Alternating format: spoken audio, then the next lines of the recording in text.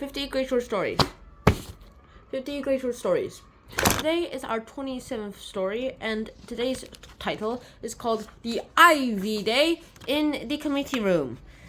Ever heard of the Ivy League? This is going to be a bit similar, except no studying, just politics. So let's get this story started off. First of all, it's written by this guy named James Joyce, and it starts off in a committee room, as the title insists and suggests. And of course, it's a day, Ivy Day, and apparently that day is election day, where basically these guys are just going ahead and electing someone. So they just go ahead and elect the leader of the room, something like that. And well, they have a pretty big argument, which involves a lot of people arguing and squabbling over one small thing. And it just goes ahead, and no one actually tries to go ahead and veto anyone too. What do I mean by that? This means that people go ahead but don't actually reject the other person's idea. Their vote is their vote, but they just argue because for the sake of arguing. Apparently there's this pretty big hot issue here in this Ivy room, in this committee room, whatever it is, and they just go ahead and battle it out. Which is kind of sad too. Also, apparently the only reason why they're voting is apparently it's an emergency vote. It's an emergency vote because there's this guy named Parnell who died, and they're just voting as his replacement. And here's the thing about, there's this poem from the death of Parnell of October 6th, 1891, and someone recited this. It says, "He is dead, our uncrowned king is dead. Oh, Aaron, born with grief and woe, for he lies dead, whom the fell gang of modern hypocrites laid low. He lies slain by the coward hounds. He raised the glory from the mire, and Aaron's hopes and Aaron's dreams perish upon her monarch's pyre. In palace, cabin, or in cot, the Irish heart, where'er it be, is bowed with woe, for he is gone. Who would have wrought her destiny? He would have had his iron farm, the green flag gloriously unfurled, her statesmen, bards, and warriors raised before the nations of the world." Now, I could go on, but it's going to take a minute, so I don't want to waste a minute. Here's the thing.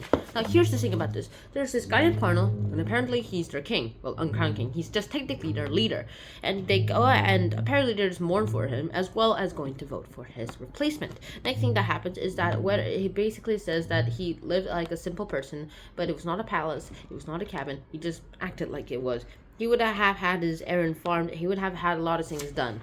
That's kind of true. And then, of course, he dreamed, alas, 'twas but a dream. He only dreamed in this next line.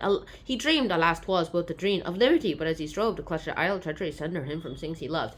Apparently, these guys are all into a little bond, and this guy was the only one who actually dreamed of liberation, and he never was able to because he died. And that's about it. That's it.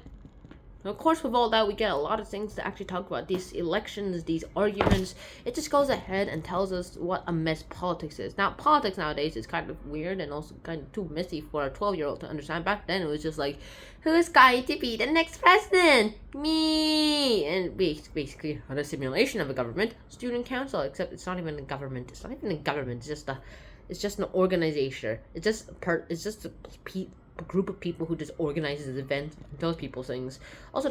Sure, they tried to change the school a bit. However, as far as I'm concerned, they never changed. In my day, and our grades 3s and 5s never had a student council. But nowadays, last year, they added the grades 3 to 5 student council division, which is kind of sucks because I could have gotten better at politics, because, to be honest, I won a bunch of awards. So that's about it. There's not much to it, but I think that there's something pretty important here too. This Ivy Day in the committee room, the story itself actually tells us a lot about how people seem to think, how people seem to act, and everything just like that. Elections, arguments, politics, all those things are just not worthwhile here. But the thing about this story that makes it pretty good is that it just shows what a mess politics is. It shows how things are just too messy for people to actually think of. It also tells us that maybe it's better just to stay out of this. Also, if you're just having an emergency vote, go ahead, do it.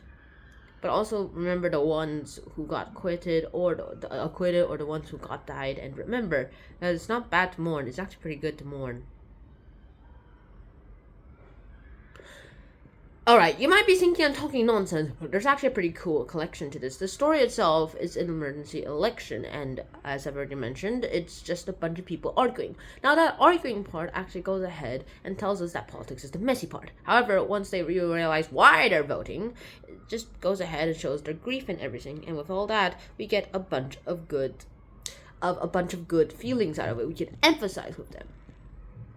But in the end, of course, we learned that politics is a messy thing, and also this is a pretty good way for like a teenager to understand. I barely understand it. A teenager to understand politics and how messy it can be. So I really hope you guys enjoyed this episode. I hope to see you guys in the next one. And until next time, Shannon out. Peace. Bye bye. Wear a helmet. That is my rule. Wear a helmet.